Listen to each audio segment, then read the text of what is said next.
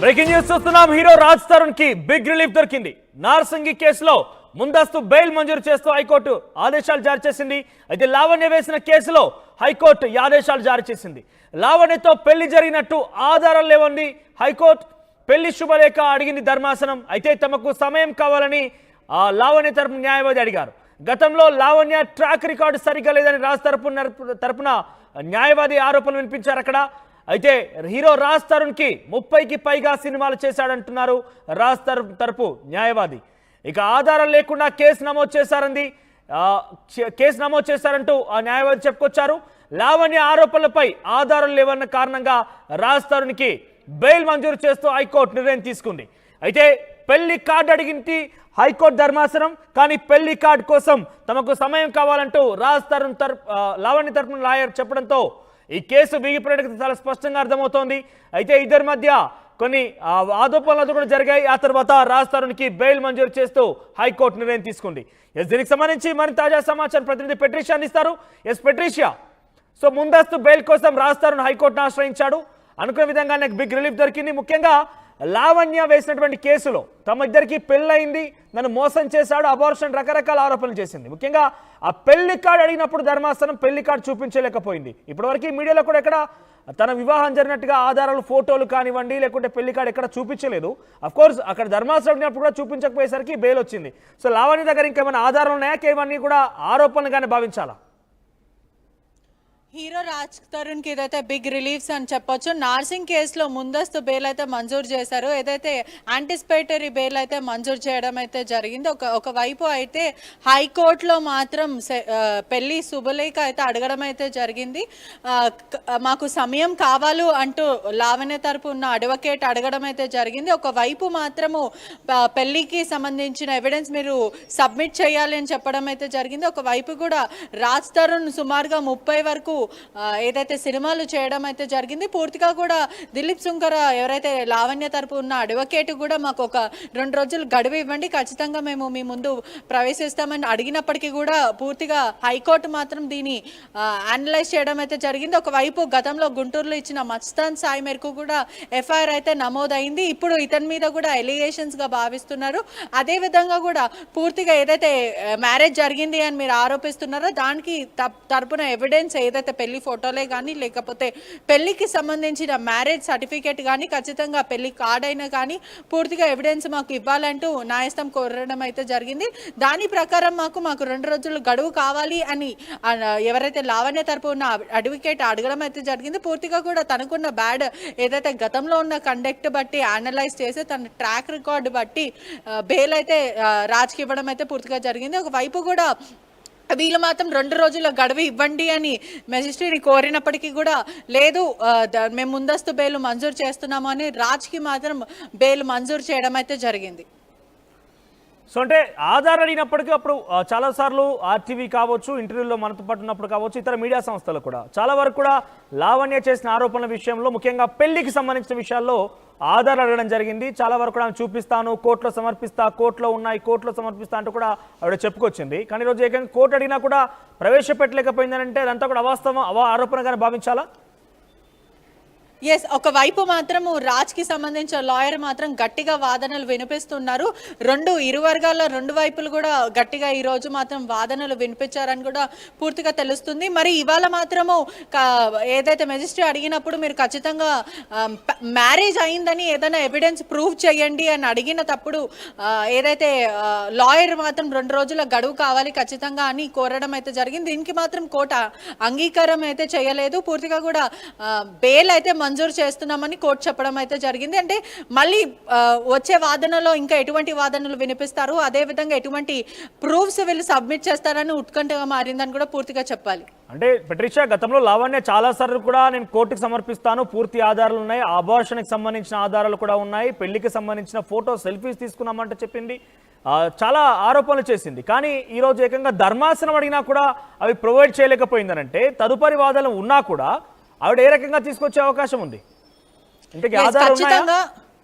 Yes ఇంతకీ అందరికీ ఇదే క్వశ్చన్ మార్క్ అయితే ప్రస్తుతం అయితే రేజ్ అవుతుంది. ఎందుకంటే హైకోర్టు అడిగినప్పటికీ, ధర్మాసనం అడిగినప్పటికీ కూడా వీళ్ళు సబ్మిట్ చేయకపోవడం అనేది చాలా క్వశ్చన్ మార్క్. ఇంతకీ ఇవంతా ఎలిగేషన్స్గా భావిస్తున్నామా, లేకపోతే ఇంకా ఏంటి అనే క్వశ్చన్స్ కూడా అనేక క్వశ్చన్స్ ఇప్పుడైతే వెలుగులోకి వస్తున్నాయి. ఒకవైపు మాత్రం ఇప్పుడు ప్రస్తుతానికి మాత్రము 2 రోజుల గడువులు అడిగినప్పటికీ కూడా హైకోర్టు అయితే గడువు ఇవ్వలేదు. ముందస్తు బెయిల్, యాంటిసిపేటరీ బెయిల్ మాత్రం రాజ్ తరుణ్కి మంజూరు చేశారు. నెక్స్ట్ వచ్చే ఫర్దర్ వాదనలో ఎటువంటివి అయినా కానీ ఎవిడెన్స్తో మీరు రావాలి అంటూ న్యాయస్థానం చెప్పడం కూడా జరిగింది. పూర్తిగా 2 వైపులు, ఒకవైపు రాజ్ తరుణ్ వైపు, మరోవైపు లావణ్య తరపున అడ్వకేట్లు ఇద్దరికి కూడా నెక్స్ట్ వచ్చే వాదనలో ఎవిడెన్స్తో సహా మీరు రావాలి అంటూ పూర్తిగా చెప్పడం అయితే జరిగింది.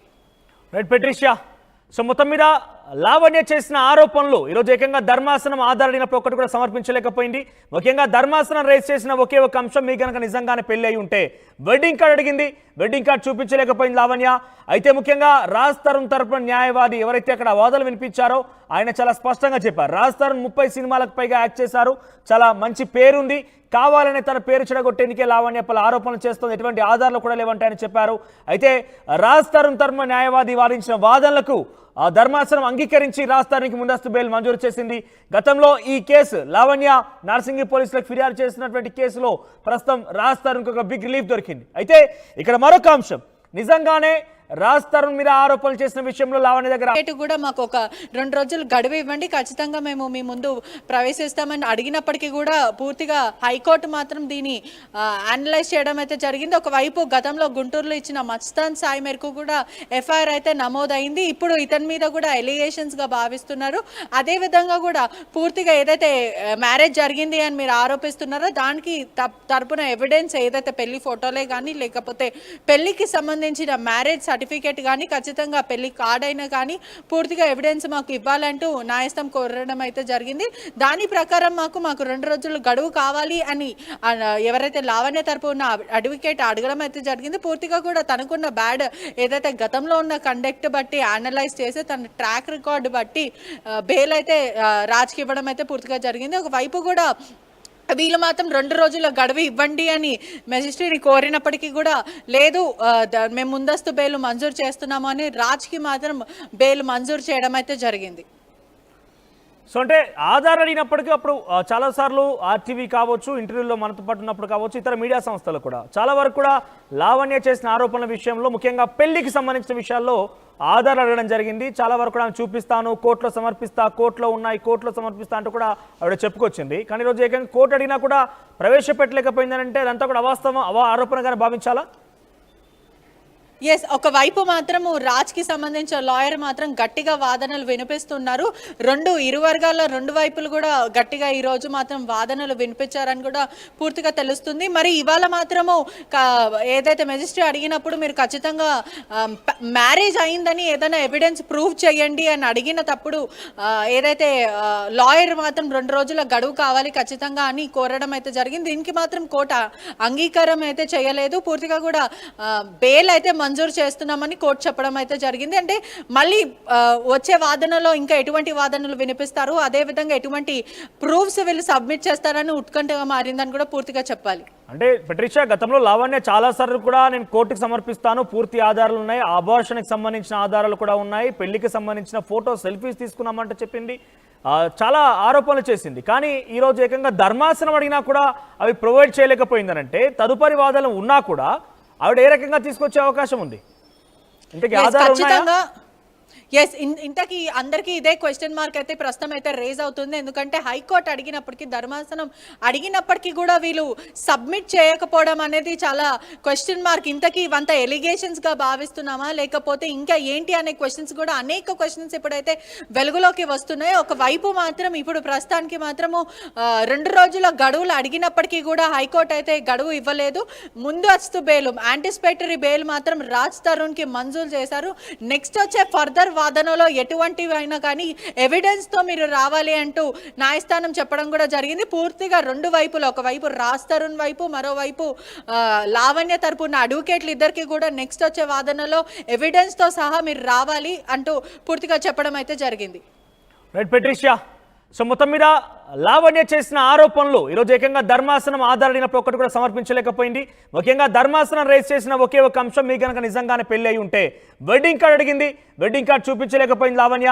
అయితే ముఖ్యంగా రాజ్ తరుణ్ తరపున న్యాయవాది ఎవరైతే అక్కడ వాదనలు వినిపించారో ఆయన చాలా స్పష్టంగా చెప్పారు. రాజ్ తరుణ్ 30 సినిమాలకు పైగా యాక్ట్ చేశారు, చాలా మంచి పేరుంది, కావాలనే తన పేరు చెడగొట్టేందుకే లావణ్య పలు ఆరోపణలు చేస్తుంది, ఎటువంటి ఆధారాలు కూడా లేవంటాయని చెప్పారు. అయితే రాజ్ తరుణ్ తరపున న్యాయవాది వాదించిన వాదనలకు ఆ ధర్మాసనం అంగీకరించి రాజ్ తరుణ్కి ముందస్తు బెయిల్ మంజూరు చేసింది. గతంలో ఈ కేసు లావణ్య నార్సింగి పోలీసులకు ఫిర్యాదు చేసినటువంటి కేసులో ప్రస్తుతం రాజ్ తరుణ్కి ఒక బిగ్ రిలీఫ్ దొరికింది. అయితే ఇక్కడ మరొక అంశం, నిజంగానే రాజ్ తరుణ్ మీద ఆరోపణలు చేసిన విషయంలో లావణ్య దగ్గర ఆధారాలు ఉన్నాయా?